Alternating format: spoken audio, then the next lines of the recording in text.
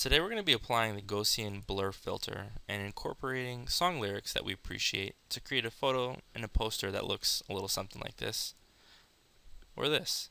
So how do we start? The first thing that we're going to need to do is identify a photo. I would encourage you to explore the album and then click on download photo or actions download photo. And when you do, you're going to download the high res, you're going to open it up in Photoshop.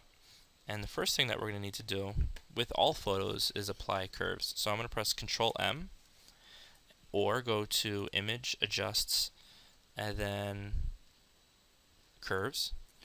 Next, what we're going to do is make a slight S-curves to make the lights a little bit lighter, the darks a little bit darker. Great.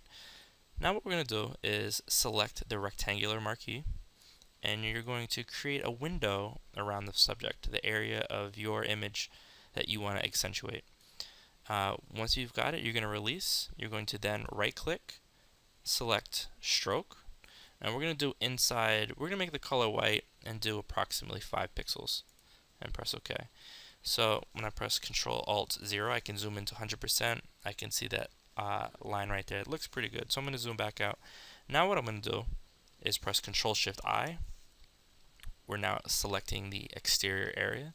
I'm going to go to Filter. I'm going to go to Blur, and then Gaussian Blur. It's right between box and lens.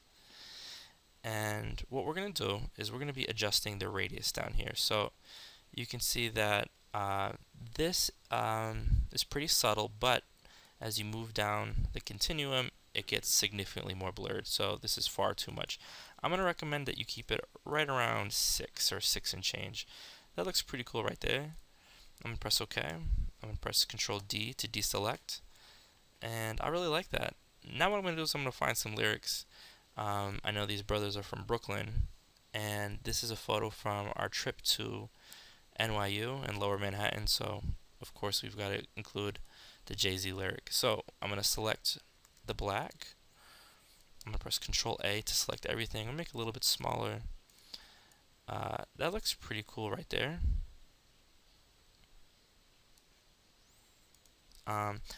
The text, these two lines are kind of far away from one another, so I'm going to press, actually I'm going to click on this icon right here, and in this text I'm going to press Control A so everything's highlighted, and I'm going to change the leading. We know it influences the distance between text from 93 to, we could try auto, but I'm going to shrink it a little bit more to, let's try 36.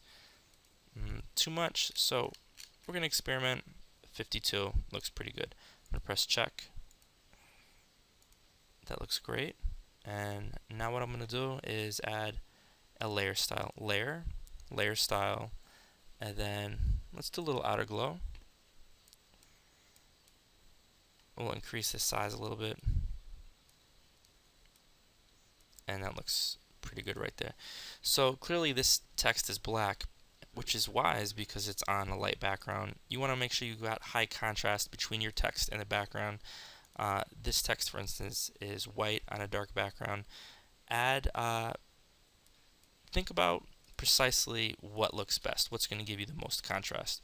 If this was black right here, it would be hard to see because black on the dark shadows of the environment would make it the text pretty difficult to read. Once you're done, you're going to definitely add the logo. So the AUP logo, I'm going to click on the magic wand.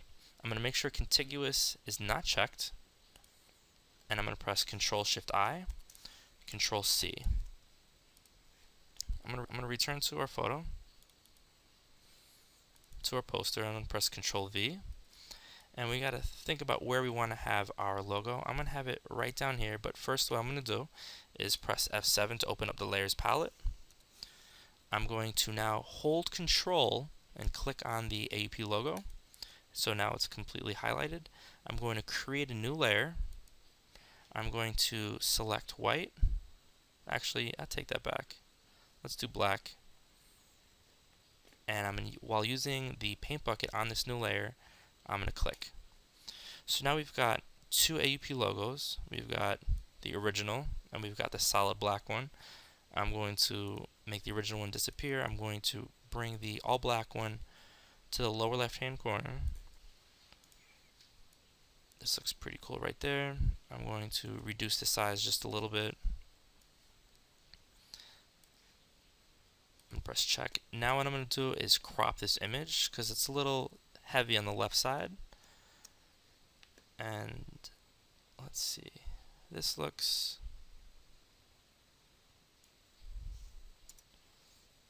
That looks pretty cool. Last step, I'm going to select the white. I'm going to write my name and the date.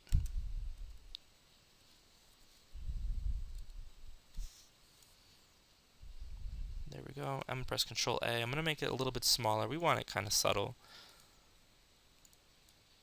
That looks great right there. Beautiful. I can't wait to see your work. Good luck.